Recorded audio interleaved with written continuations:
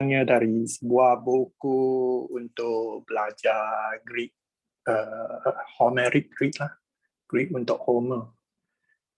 Kalau kamu ada baca tentang Nietzsche punya career, masa dia jadi profesor yang termuda pada usia 24 tahun di University Basel tu, dia memberi ucap tamanya, inaugural speech dia bicara tentang Homeric question. Jadi dari sana saya membawa ni masuklah. Jadi 5 rangkap yang pertama ni sebenarnya juga sebahagian dari tesis master saya masa saya buat di China, di Zhejiang University. Jadi saya belajar sikit-sikit dari buku ni. Kalau anda berminat untuk belajar bahasa Greek, saya showkan buku ini. Sebab mudah kalau nak belajar Greek, kemudian baru pergi ke Athens-nya, Plato-nya, Athenian-nya Greek tu ada lain sikit, tapi kata dasar dia lebih kurang lah. Sebenarnya masa 12 tahun, 13 tahun masa saya buat master tu, saya boleh hafal sampai 52 rangkap lah. Lepas tahun-tahun tak praktis, sekarang baca boleh lah. Saya bacakan, nyanyikan. Menin aitesia peleia di Achilleos, ulomenin hemiri akaios auge etekin. Polas dictimus sukas aidi prodiaxen heroon autos teroria telke kinesin. Oionoisi tetaita. Dios tetalieto bule. 5 rangkap pertama untuk Iliad ni penting untuk membawa rentak seluruh epik. Ni lah. Ada watak, kalau kamu nampak, ada Achilles, ada Achaion, Achilles. Achaion tu Helen lah, itu orang Greek. Kemudian ada Heidi ini Hades. Hades tu neraka bagi orang Greek lah. Kemudian ada watak Zeus. Jadi apa kena mengena dengan will to power tu? Perkataan ni boleh. Ini dah ada will. Jadi will of Zeus ini dipenuhi apabila Iliad ni berlangsung kemudian. Di yang 5 rangkap ni cerita tentang satu suasana yang sangat murung sebenarnya. Perkataan yang pertama ni many, satu keadaan yang menggilakan, yang membuat orang sangat-sangat marah. Yang bahasa Inggeris yang maniac tu dari Greek ini lah, many. Jadi Tia ini rujuk kepada Muses, satu daripada 9 muse tu, atau Dewi. Jadi 5 rangkap ni menceritakan tentang bencana yang berlaku kepada balas tentera Greek atau Achaios tu, sebab dilanda oleh wabak apa dia tak cerita, tapi banyak nyawa sudah korban di medan perang sana, sampaikan anjing dengan burung makan mayat. Okey, sampai sini saya share untuk yang bahagian Greek lah. Kemudian saya nak masuk kepada 2-3 adegan hidup Nietzsche ni. Saya tak tahu jadi ke tidak. Saya cuba.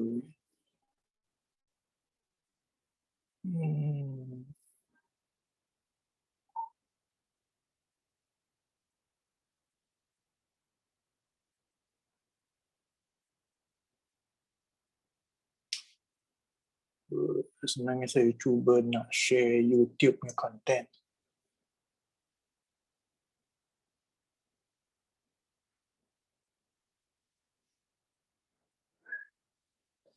Ini dari satu filem yang dalam bahasa Jerman kalau tak silap, tapi dalam YouTube ni dia hanya ada dalam bahasa Sepanyol. Saya cuma nak paparkan satu adegan.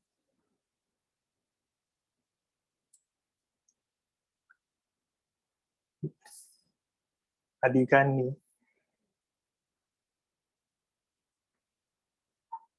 yang tiga orang ni bergambar ni.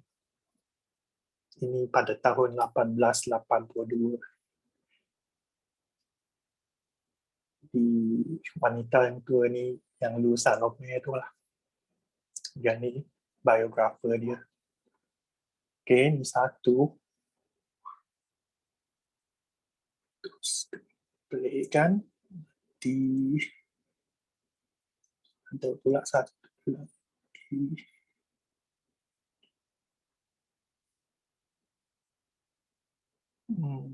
Sila tekan.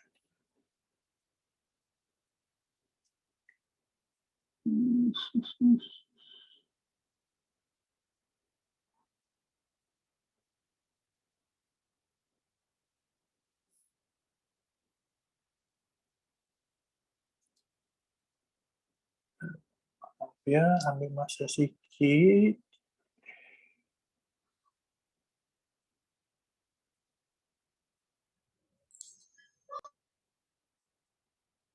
Ini satu film yang lain ni. Cerita tentang apa masa Nietzsche ada di Italia Utara tu. Ada dua adegan di sini saya nak paparkan.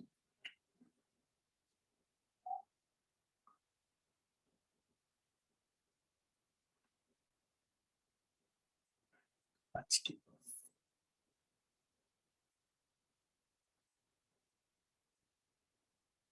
Yang mana apa Nietzsche dikatakan collapse selepas peluk kuda yang disebat oleh siapalah.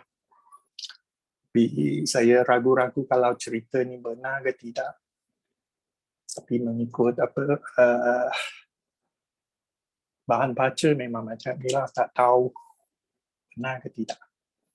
Okay, last kali saya nak tunjuk akhir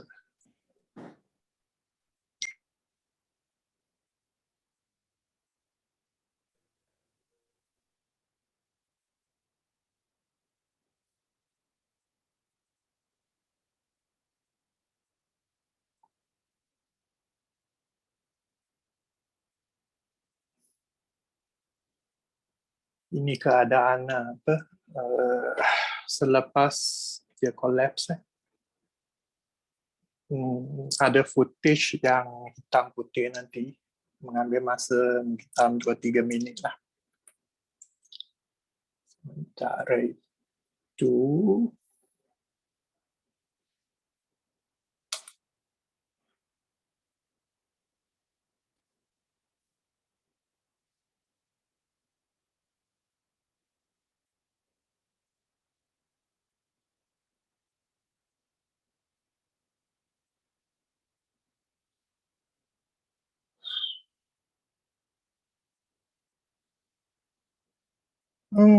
sebenarnya saya sendiri sini juga sedang menghadapi satu tekanan jiwa juga.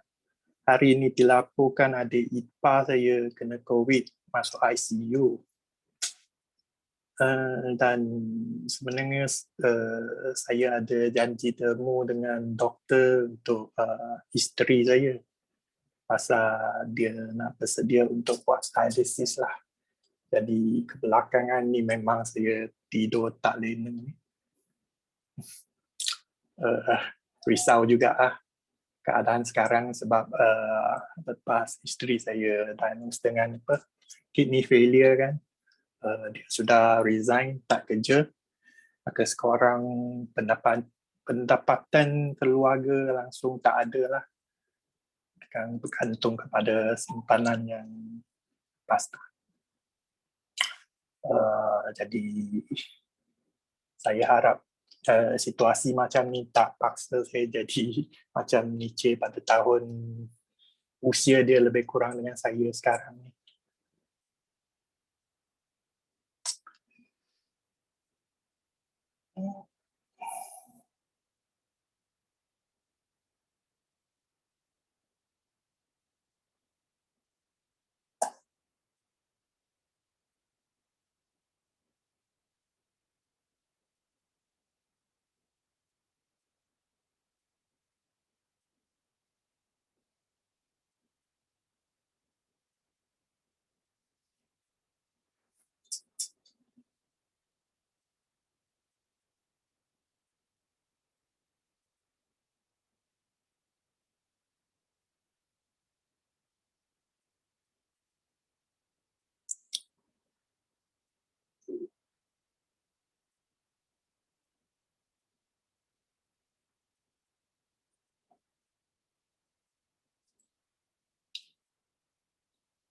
Saya tak pasti suara saya tadi kedengaran ke tidak. Saya rasa boleh dengar kan.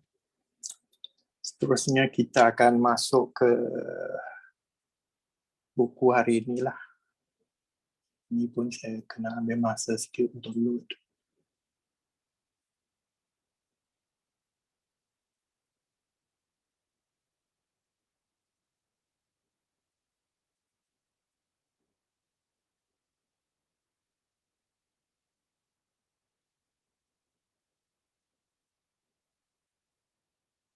Saya memang tak sediakan PPT. Ini semua link-link yang saya kumpul. Harap boleh jalan lancar lah. You sementara menunggu, boleh tak translatekan the 5 sentence in Greek yang dibacakan tadi? Boleh. Dia kata kemarahan tu kan, kemudian Dewi, dia puja Dewi lah untuk membantu dia untuk menyanyikan lagu yang sepenuh itu. Bahawa bencana yang dilakukan ke atas beribuan orang yang korban di medan perang tu. Kemudian banyak roh-roh bala tentera sudah dihantar ke bawah bumi, ke Hades tu. Hades tu mayat diorang jadi apa orang kata jadi jamuan untuk anjing dengan burung lah. Kemudian dia cakap, Paman cakap lah, maka tercapailah cita-cita Zeus tu. Jadi cita-cita yang itu yang saya samakan dengan konsep will tu lah.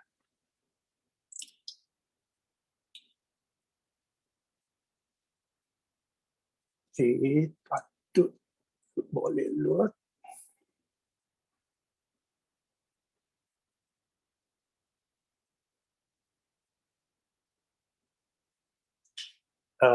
Penterjemahan saya tak sampai sebab saya tak sedia untuk buat interpretasi macam tu.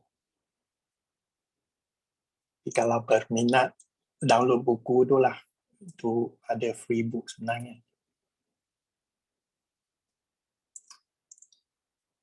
Dan saya terus ke bahagian book 3 yang Will to Power as Knowledge tu.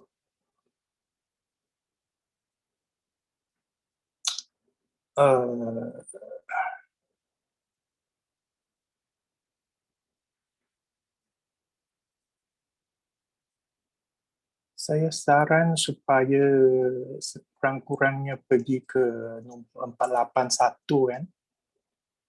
Sebab ni memang satu yang saya suka untuk guna Nietzsche lah. Dia cakap hanya ada interpretasi saja, hanya ada tafsiran, tak ada fakta pun. Jadi ini pendirian Nietzsche lah untuk sekurang-kurangnya dari nota-nota yang dikumpul oleh Peter Gast dengan adik perempuan dia Elizabeth tu,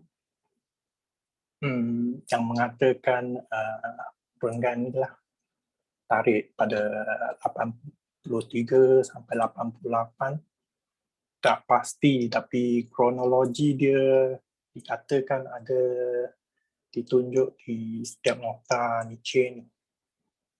Dia apa yang menarik sangat tentang fakta dengan interpretasi dengan tafsiran ni. Mengikut Nietzsche, ini adalah satu pendirian yang menentang positivism.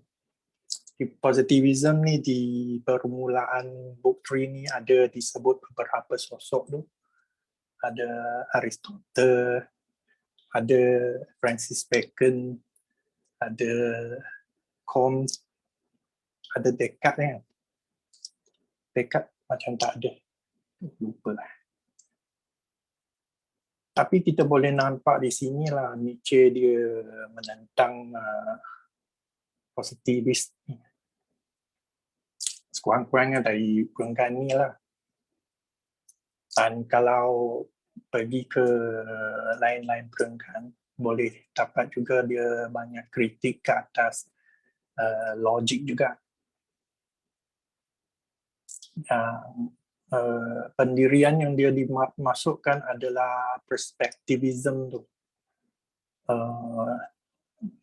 Dia lebih kepada nak membawa kepelbagaian, tak ada satu kebenaran yang mutlak tu.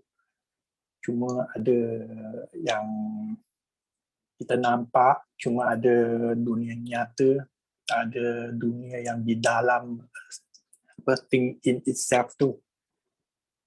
Maka saya rasa dari sana dia sebenarnya membawa falsafah Kant bahawa thing unseen ataupun thing in itself tu tidak boleh diketahui. Yang boleh kita tahu hanyalah fenomena. Yang nomena tu tak boleh tahu, yang fenomena kita boleh nampak, kita boleh cerapkan. Itulah teori epistemologi Nietzsche juga. Ini sedikit perlainan atau bukan sedikit perlainan, langsung lain dengan Hegel. Hegel membawa absolute knowledge tu. Absolute knowledge, saya rasa di 500 lebih. Saya sebenarnya lebih mengharapkan satu sesi yang lebih berinteraksi lah. Saya tak akan cakap panjang lebar. Mungkin dalam pintas lalu saya tunjukkan apa yang saya nak bawa. Kemudian saya akan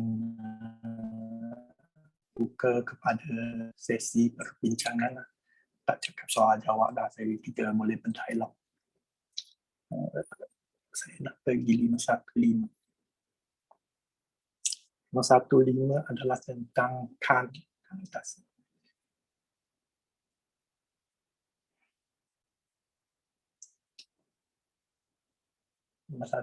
ni, Kant ni dia bawa masuk juga ruangan Euclidean.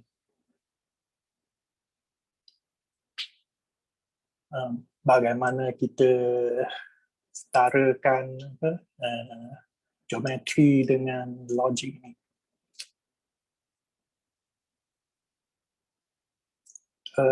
Maaflah saya tidak akan menjelaskan setiap hujah dia. Cuma sepintas lalu saya akan sebut 515, 516 ni pasal logik. Kemudian 522 saya dapati ada sesuatu yang agak saya tertarik.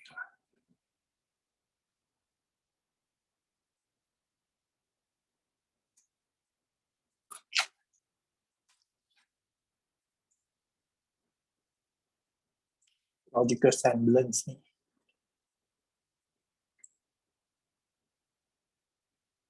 Yang menarik di akhir-akhir dia. One should understand this compulsion to construct concepts, species, forms, purposes, laws, world of identical cases as if they enable us to fix the real world. But as a compulsion to arrange both ourselves in which our existence is made possible, we thereby create a world which is calculable, simplified, comprehensible, etc. for us. Maka dalam logik sebenarnya dunia, fenomena dunia ini sudah disimplify, dipermudah. Jadi sebenarnya logical world ni cuma satu logical yang apparent, bukan in a real sense macam tu. Di 522 ni, rational thought is interpretation according to a scheme that we cannot throw off. Ini semua boleh dikatakan proposition lah. Di proposition ada lagi dalam 530 tak silap.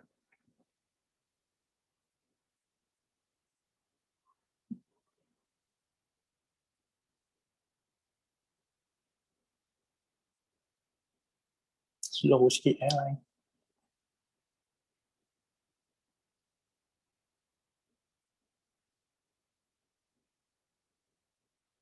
Okay, sokan ni lah. Yang proton pseudos ni bahasa Greek juga. First postulate or original error tu. Knowledge is judgment. Ini boleh kita tahu dari buku kritik yang kedua, yang practical reason tu, oleh Kant tu. Ke yang ketiga, judgment. Lupa lah. Ini ada tiga orang kata proposition lagi lah. Itu kesimpulan daripada yang atas tu. Okay, saya rasa setakat ini sahaja yang saya nak bawa ke perbincangan hari ini. Tapi apa-apa yang di luar skop bahagian ni saya pun alu-alukan. Sekian daripada saya.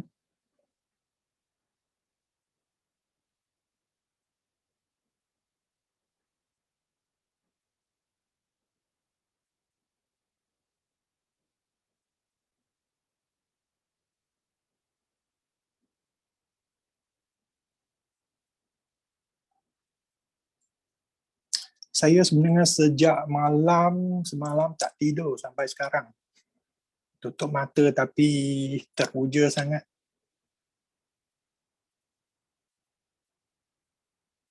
Jadi selepas perbincangan ni saya nanti mungkin terus boleh tidur kot. Sebab janji temu besok pagi tu harus ada semangat sikit. Tidak atau terjaga apa pun tak tahu. Okay, balik kepada Nietzsche. Nietzsche memang seorang penulis yang mengujakan lah. Dia macam Dr. Doria cakap dia cari gaduh. Macam Dr. Adino cakap dia satu poet filosofer. Jadi sengaja saya bawa epic Iliad tadi.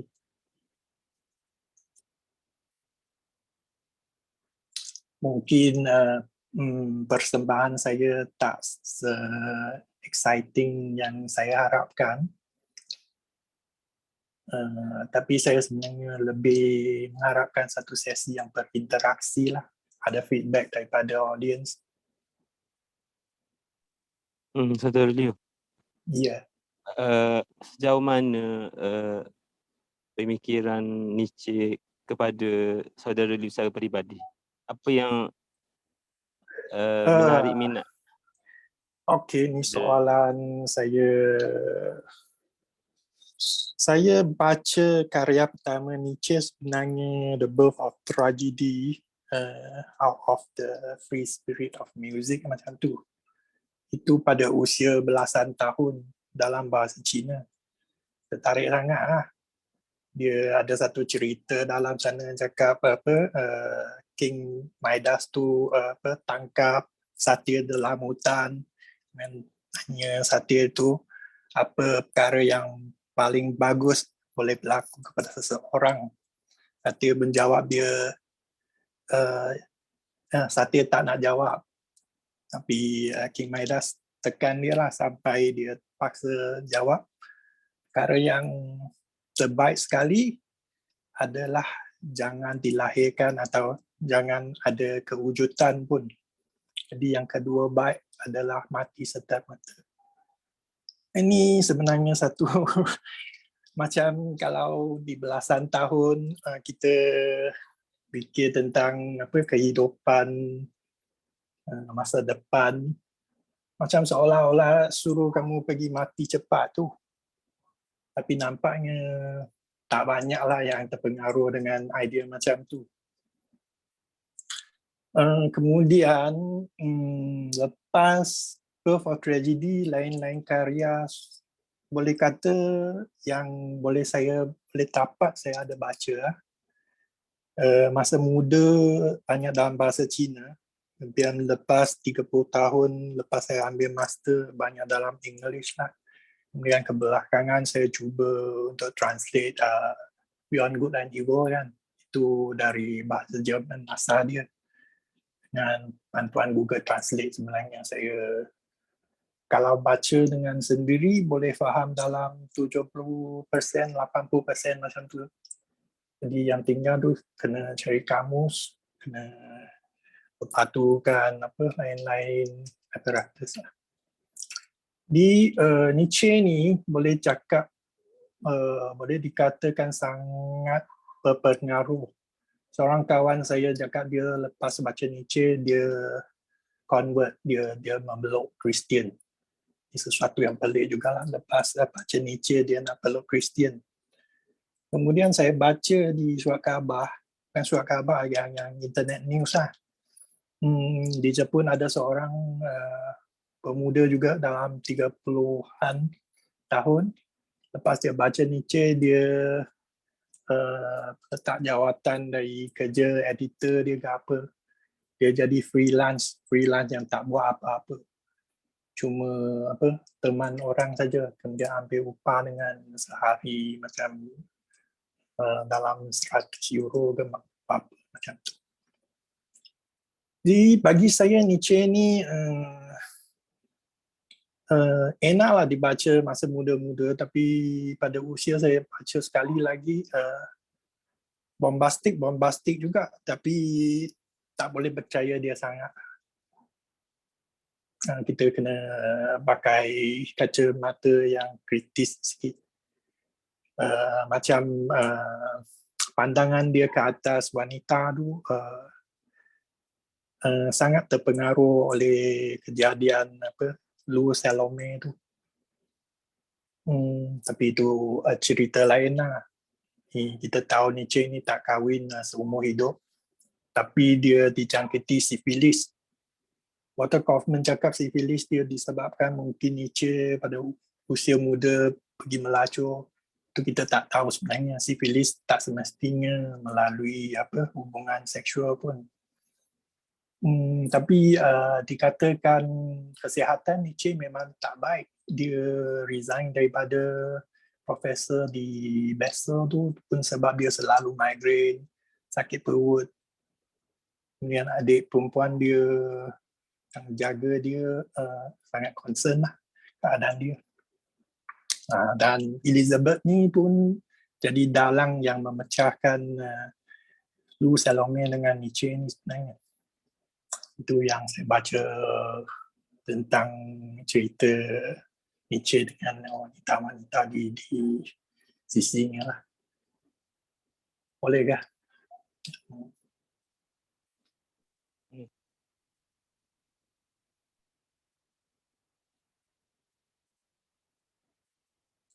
Tapi nak kata Nietzsche pengaruh saya banyak, tak sebanyak mana pun.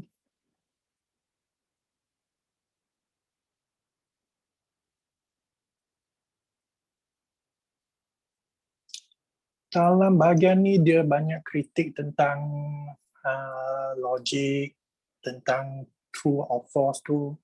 Tapi kita kena ingat dia ini susunan oleh Peter Gas. Aku selit nama sebenarnya. Jadi kalau ikut susunan lain Dia tak ada flow macam ni.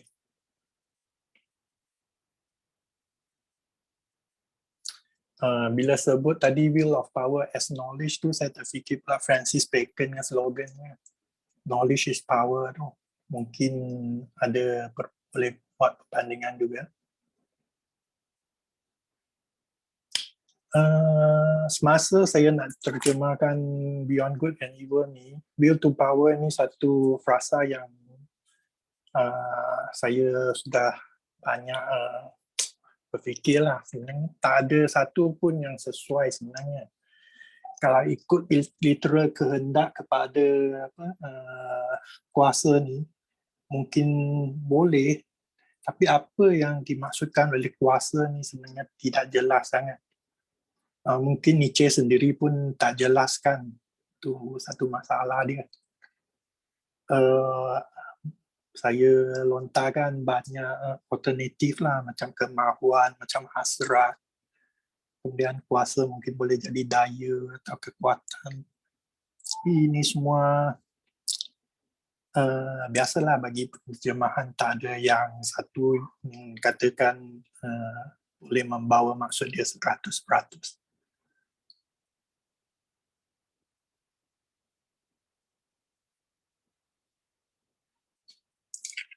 Nietzsche ni kalau kita tengok dia dari zaman Birth of Tragedy, dia akan selalu lebih cenderung kepada Dionysus, lebih cenderung kepada apa yang orang kata anti-reason, anti-rational.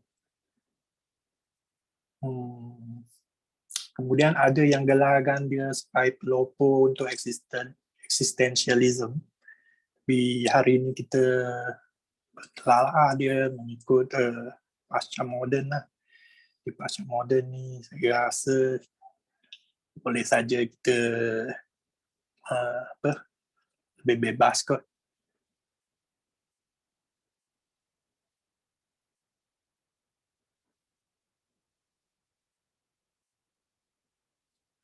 Ada yang lain?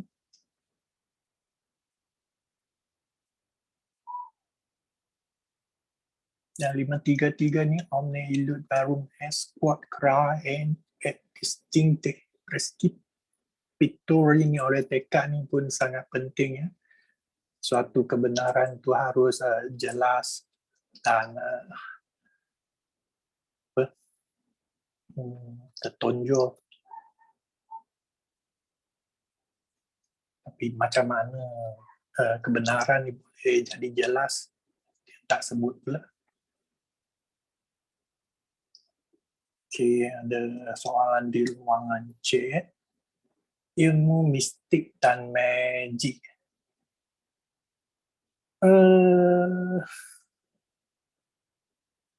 Saya sebenarnya tak tumpu perhatian pada aspek ini, tapi dia melalui mulut Zarathustra tu memang satu watak yang mistik kan.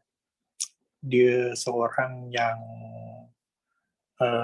tergolong ke dalam agama yang monoteis, yang satu agama apa nama dia, rosternya ada satu nama Arab, saya sudah lupa, yang ada baik dengan jahat dengan dualism yang sangat ketara itulah. Jadi mungkin dari sana kita baca Zarathustra ada, dia kata burung helang, ada singa, ada bayi. Itu macam metafor yang suka difaham lah. Magic ke tidak, saya rasa Nietzsche sendiri tidak praktis magic, saya rasa.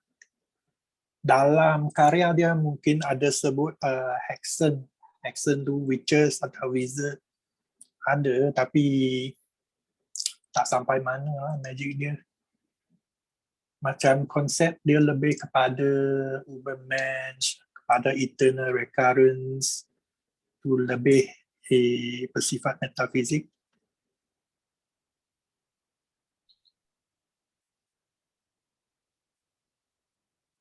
Hi, Liu. Yes. Okay, thank you, Liu.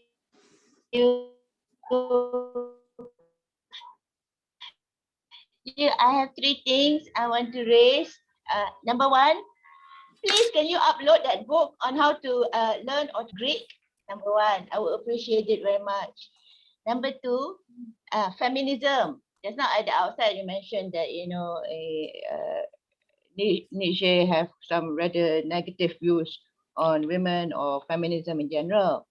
But then you also said that there is no mention about feminism or such negative views on women inside Will to Power itself or any of his theoretical writings. And then later on, you mentioned that perhaps his negative views of women is derived from his own personal relationship with that woman, Salome, whatever her name is. So I think in my view, he cannot be branded as anti-feminist. Because if his negative perception is just a personal thing, it's a personal thing. It cannot be conflated with his theories or his system of philosophy. Ada ke dalam buku-buku lain ada. Will to Power ni tak ada, tapi dalam Beyond Good and Evil tu ada. System of philosophy or system ada apa yang dia cakap? For Ada. example? Kalau pergi baca bahagian ke 7 ke 8, dia banyak kata-kata kesat ke atas wanita lah. Sangat jelas trend yang dia anti-feminist. Malah dalam persuratan yang dengan kawan-kawan dia berterus terang dia sendiri ni anti-feminist. Padahal masa tu feminism ni gerakan ni bukan sesuatu yang popular sangat kan. Masa tu macam adik dia, mak dia semua tidak pendidikan tinggi. Jadi dia akan view feminist movement ni sebagai itu sesuatu yang tidak menuju kepada ideal dia lah. Pada dia lebih pada wanita sepatutnya duduk rumah jaga anak itulah. Iya ke? Macam gitu Nietzsche is critical about almost everything against religion. Ya, dia semua cari gaduh. Kalau kamu tanya dia apa puas hati, dia semua tak puas hati. Science against logic, against women, against everything. I think he's not an absolutist. He has critique against everything. Tapi saya nak tengoklah apa dia cakap pasal wanita dalam The Birds of Tragedy. I have my doubts. Bukan The Birds of Tragedy. Anyway, Beyond Good and Evil. Earlier Beyond view, Good and Evil. His earlier view before Salome Affair is quite side to wanita sebenarnya. Dia setuju bahawa wanita harus ada kebebasan yang secukupnya. Tetapi lepas Salome Affair tu entahlah. Kemudian dia pun menyalahkan adik dia. Adik dia 2 tahun muda daripada dia. Kemudian Salome mungkin 16 tahun lebih muda dari dia. Okay. Because just now you mentioned, he said a few things, negative things about women in terms of education, bodoh lah, patut duduk rumah lah. But then I was watching that video that Salome woman, she's an accomplished woman. She's an intelligent woman. Yeah, she's one of the very few that has attended university. She fell in love with an intelligent woman. Yeah, so maybe precisely okay, the next thing I want to raise. No, I just attract. I cannot hear you. Yeah. So the other thing I wanted to raise, I was attracted to. The other thing that I wanted to raise was the verse that you showed us of Iliad. Okay, because you mentioned that Nietzsche actually read out that verse during an important event. I think when he was accepted as a professor at the age of 23 or something. So, what do you think is the significance of Nietzsche quoting or citing that phrase from Iliad? Because it's still a bit vague. You tell me that passage is about war, and he mentioned death, and spirits of gods, you know, and the afterworld or afterlife. What do you think, in your view, what was the significance of that? There must have been some significance. I have to It was clarify an that important speech, and he chose that that 5 particular stanzas verse. that I showed is not a directly quote from Nietzsche. Just make some conjecture that he's very good in epic, Homer epic, because his inaugural speech is about Homeric question.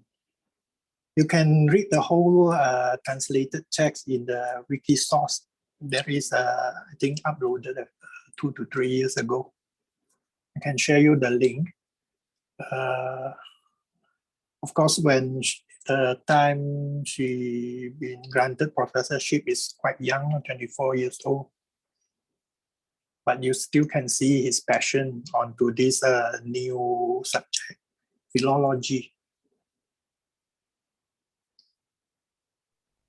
Okay, thank you.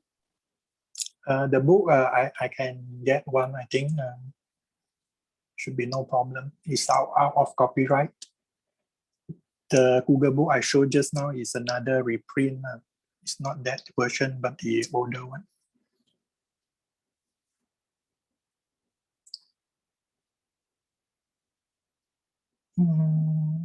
It's 8:45. Still have some 10 minutes to go till 9.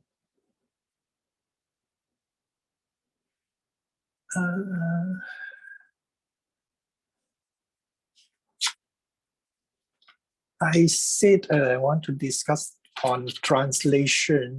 Maybe I speak a bit about the will to power phrase just now. But maybe not lah, because I also looking into the Greek equivalence of power, which is the dynamis. And one of the phrase he is good at is his book should be treated like a dynamite. It's very dangerous ideas. Then there is some phrase like why I'm such a genius. Why I can write such good books, so on. Self-praise. Tapi dalam hakikatnya dia satu dekad di akhir hayat dia, kita nampak tadilah sangat muram.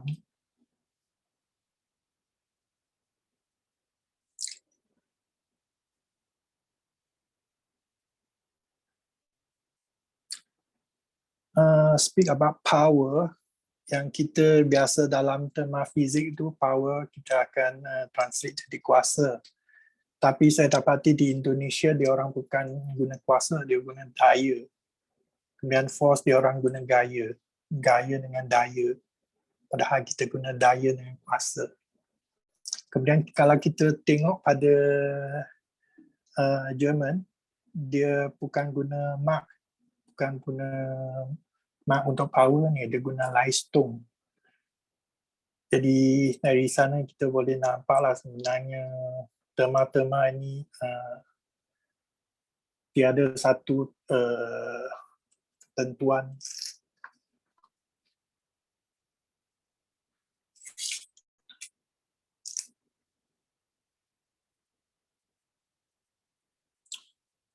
I also said about the genesis of the book form. Saya rasa itu kita semua boleh baca lah. Dari Prakata, Walter Kaufmann. Kemudian ada satu jilid buku yang baru terbit 2017 pun ada sebut. Dalam Wikipedia pun banyak bahan-bahan mengenai itulah. Mungkin tak masuk sana malam ni.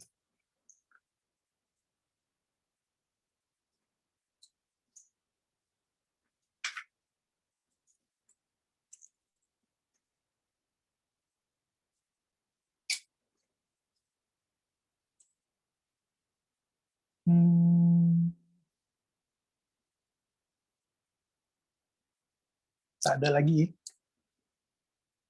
Kalau tak ada lagi, kita boleh tutup sesi lah. Saya boleh pergi rehat, bersedia untuk appointment besok. Apa-apa kita boleh di WhatsApp, kita boleh berbalas pendapat. Okey, sampai sini sajalah malam ini. Terima kasih kepada para peserta. Selamat malam.